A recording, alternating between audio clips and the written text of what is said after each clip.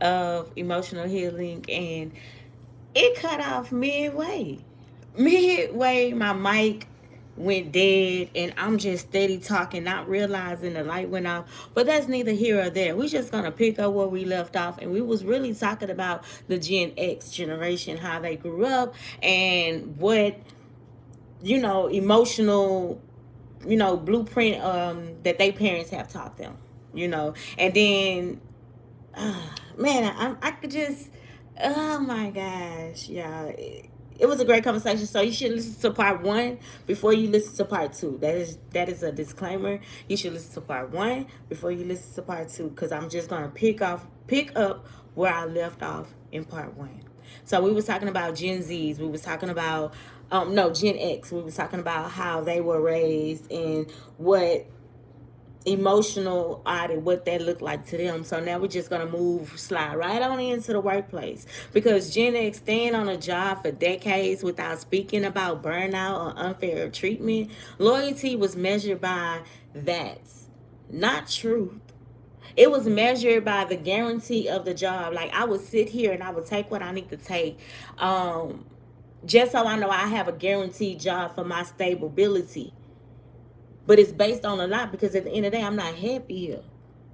But it brought stability. When it comes to friendships, avoiding confrontation because we're adults. We don't do drama. I'm too old for this. I'm getting older. I ain't got time for this. Loyalty meant emotional restraint, even when boundaries were crossed. Crazy, right? Gen X, when it comes to romantic relationships, enduring emotional distance or lack of communication, because this is just how relationships are. Loyalty meant staying silent to avoid being seen as needy.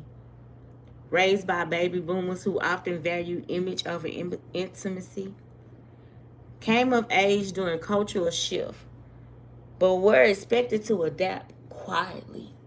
You telling me there's a change in this world and I can't speak up about the change? I should just adapt to the change and keep it pushing. My keep it pushing generation, right?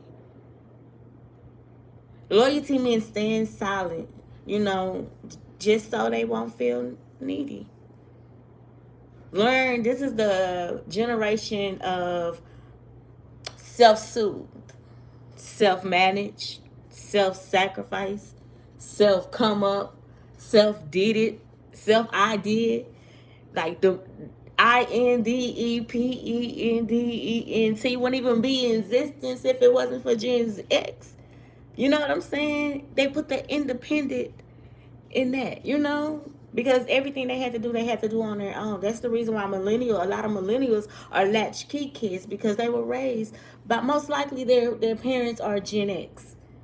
The self-soothe, the self-managed, the self-growth, the self-made, the self-something. They had to do it by themselves.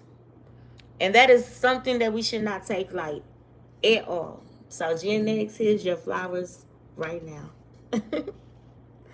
The audit is where we name it, not to blame our parents, guardians, friends, our lovers, our culture, but to reclaim our choice, to say, I'm doing the choosing this time because I can.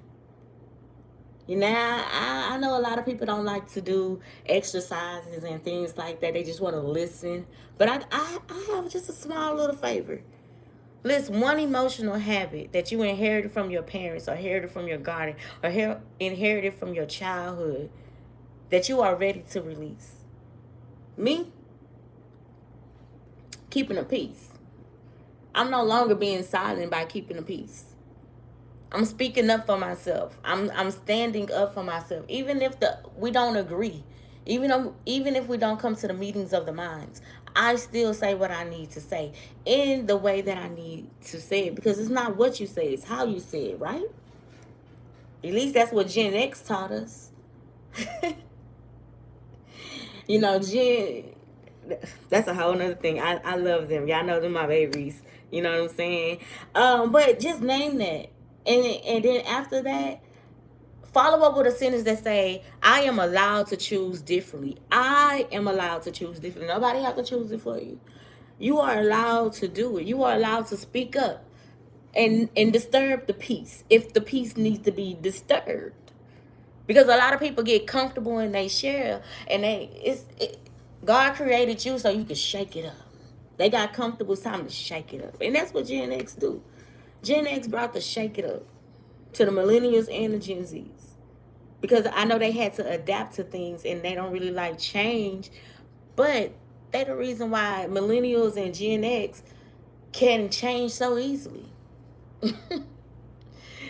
Maybe we took the change for granted. I don't know. I don't know.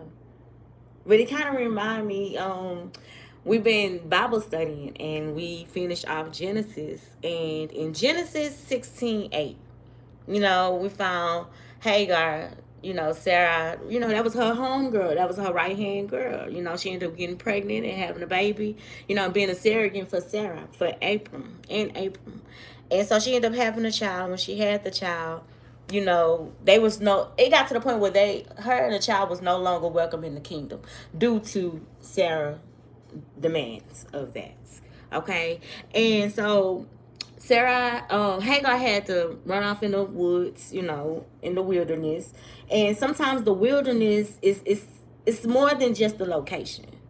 It's more of a soul question, like, where are you? And where have you come from? And where are you going? That's a soul question. We have to ask ourselves, like, sometimes, where are you going? And where have you come from? A question that invites, Hagar to pause and reflect on exactly what is she doing in this moment. Emotionally, this is called self-awareness. It's about tracing the path of your pain, your choices, your reaction. This is just self-awareness. It's a soft reset. You're not collecting trauma stats. You're not you're not doing any of that. You're just reclaiming the pen. You're rewriting the vibe, the energy, the timing. You are. In today's society, is asking, where have you come from? It's like a thing of reminisce. Like, where have you come from? What you mean? That's what millennials gonna say. What you mean, where I come from?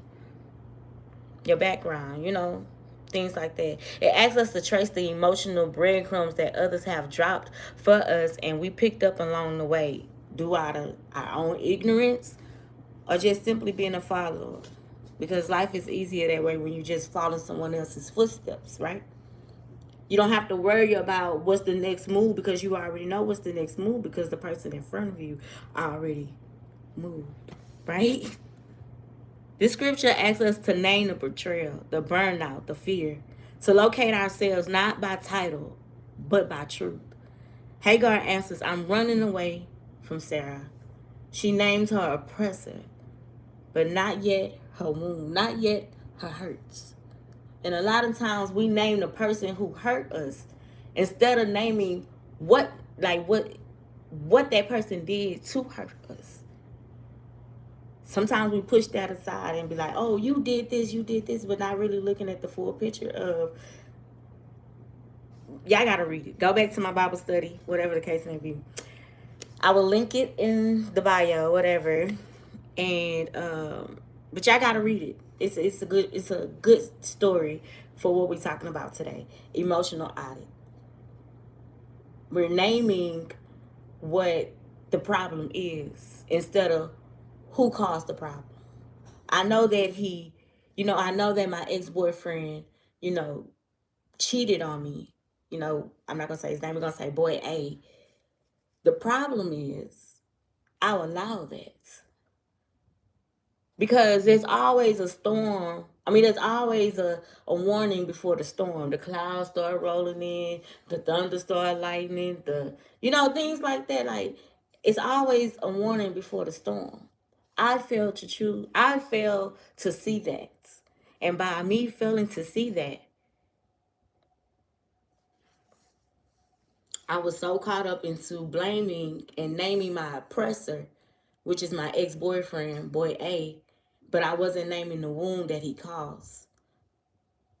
He caused disloyalty. He caused distrust. He caused me not insecurities.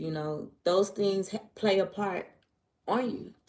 whether we want to admit it or not. But those things play a part in our character and how we show up for ourselves and to the world. If you're a mother, father, whatever the case may be, those things matter. Still naming is the beginning. What are you carrying today? Grief disguised as strength, anger masked as ambition. Naming it doesn't make you weak, it makes you honest. The wilderness is often where God meets us. It's not the 4 bedroom, 3 bath, or the mansion on Beverly Hills. I don't know. But in this pause, Hagar was running, but when she was found, she was seen. A lot of us just want to be seen. Do you see me? Do you see me as a friend? Do you see me as a mother? Do you see me as a parent? Do you see me as a person? Do you see me? She was given a new direction, not because she had it all together, but because she was willing to be honest. Not only honest with herself, but just honest about the whole thing. The oppressor and the wound. Not just name the oppressor. Not just name the person who hurt you, but also name that wound too and what it caused. Because once you put a name on it, because that's what emotional audit is, we're just putting a name on things. That's where the healing begins. Whose approval still shapes your decisions? What boundaries have you never named but always needed? So before we close out, before we do anything, next time uh, a situation come about and you just have to react, you gotta pause and locate that emotion before you react. Name what you carrying, even if it's hurtful, even if it's painful. Name it. I remember a situation, just happened recently with me, and I kind of jumped before the gun went off. I ended up starting my race a little quicker than sooner than I was supposed to, and so I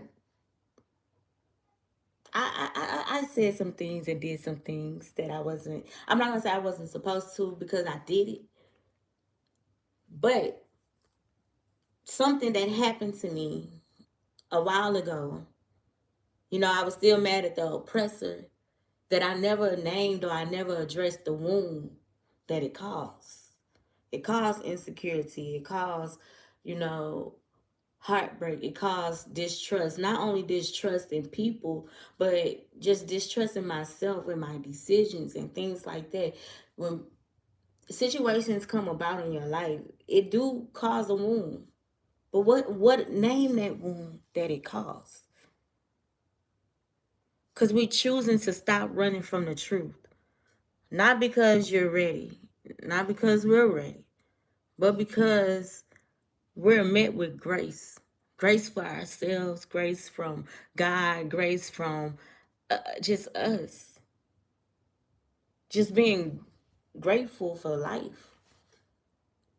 Because at the end of the day, you're the only person that have that pen to write it. Erase it if you need to, but rewrite it. You don't have to have all the answers. You just have to stop long enough to hear the question.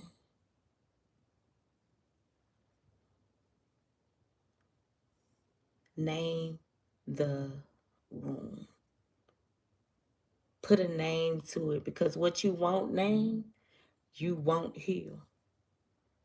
Emotional healing isn't just for you, it's for your children, your relationships, your future. Naming your truth today creates peace tomorrow. The audit isn't about replaying the past, it's about decoding it. It's looking straight at the patterns you picked up without asking. The rules, the roles you played to keep the peace.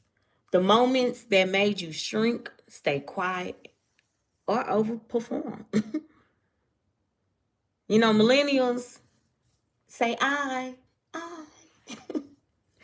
Real loyalty isn't silence. It's truth with care. It's accountability with love. It's saying I'm with you, but I won't lose myself to keep you comfortable. Gen Zs, my babies, loyalty without truth is just quiet suffering dressed up as devotion. Gen X, silence isn't strength when it comes to your truth. Loyalty isn't love when it asks you to disappear. I hope I said something to guide you along your healing journey. Thank you for listening to day 1 of emotional healing, the audit. Tomorrow, day 2, we meet the mirror. I'm excited about this one. But today we name what's been hiding in plain sight. Stay consistent, stay lovable, stay true to you. Take care.